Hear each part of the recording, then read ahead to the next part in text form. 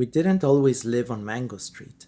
Before that, we lived on Loomis on the third floor, and before that, we lived on Keeler. Before Keeler, it was Paulina, and before that, I can't remember.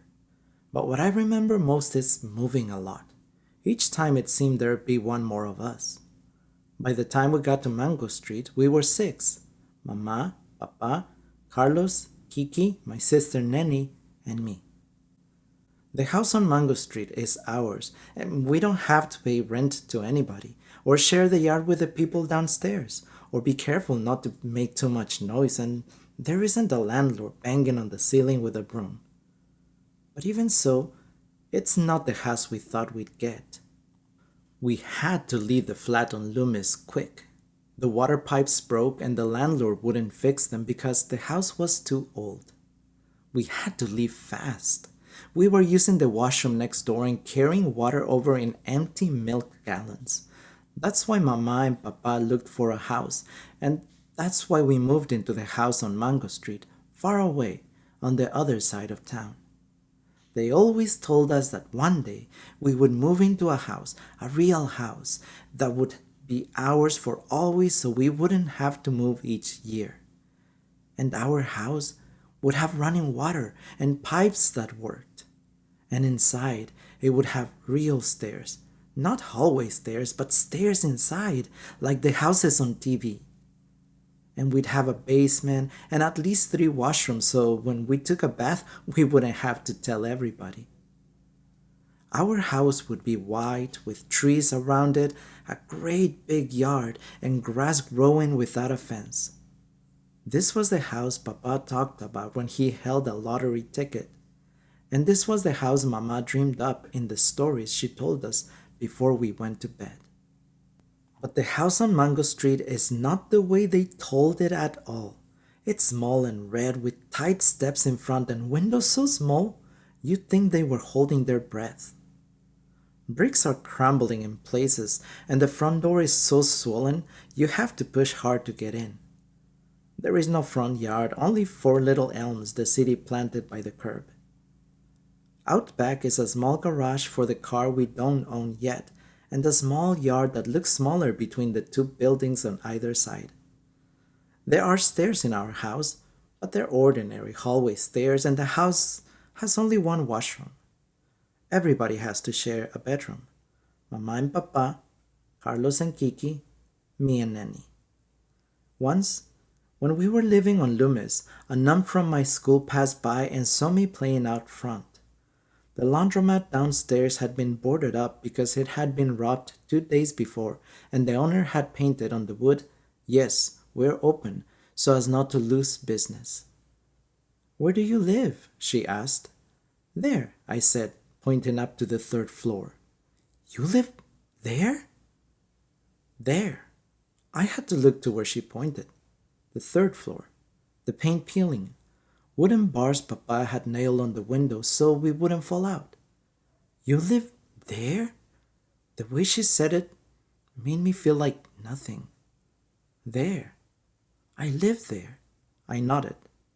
I knew then I had to have a house, a real house, one I could point to, but this isn't it. The house on Mango Street isn't it. "For the time being," Mama says. "Temporary," says Papa. But I know how those things go. In English, my name means hope. In Spanish, it means too many letters. It means sadness. It means waiting. It is like the number 9, a muddy color.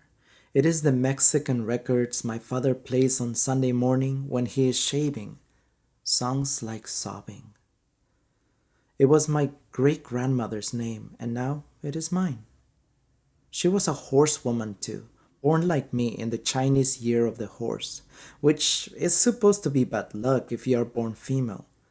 But I think this is a Chinese lie because the Chinese, like the Mexicans, don't like their women strong. My great-grandmother. I would have liked to have known her. A wild horse of a woman, so wild she wouldn't marry. Until my great-grandfather threw a sack over her head and carried her off. Just like that, as if she were a fancy chandelier. the way he did it. And the story goes she never forgave him. She looked out the window her whole life the way so many women sit their sadness on an elbow. I wonder if she made the best with what she got, or was she sorry because she couldn't be all the things she wanted to be? Esperanza. I have inherited her name, but I don't want to inherit her place by the window. At school they say my name funny, as if the syllables were made out of tin and hurt the roof of your mouth. But in Spanish, my name is made out of a softer something like silver. Not quite as thick as sister's name, Magdalena, which is uglier than mine. Magdalena, who at least can come home and become Nenny. But I am always Esperanza. I would like to baptize myself under a new name, a name more like the real me, the one nobody sees. Esperanza as Lisandra, or Maritza, or Zeze the X. Yes, something like Zeze the X will do. They are the only ones who understand me. I am the only one who understands them. 4 skinny trees with skinny necks and pointy elbows like mine. 4 who do not belong here but are here. 4 raggedy excuses planted by the city.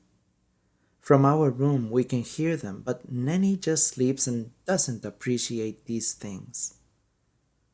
Their strength is their secret. They send ferocious roots beneath the ground. They grow up and they grow down and grab the earth between their hairy toes and bite the sky with violent teeth and never quit their anger. This is how they keep. Let one forget his reason for being. They'd all droop like tulips in a glass, each with their arms around the other. Keep, keep, keep, trees say when I sleep. They teach. When I am too sad and too skinny to keep keeping, when I am a tiny thing against so many bricks, then it is I look at trees. When there is nothing left to look at on this street, 4 who grew despite concrete, 4 who reach and do not forget to reach, 4 whose only reason is to be and be.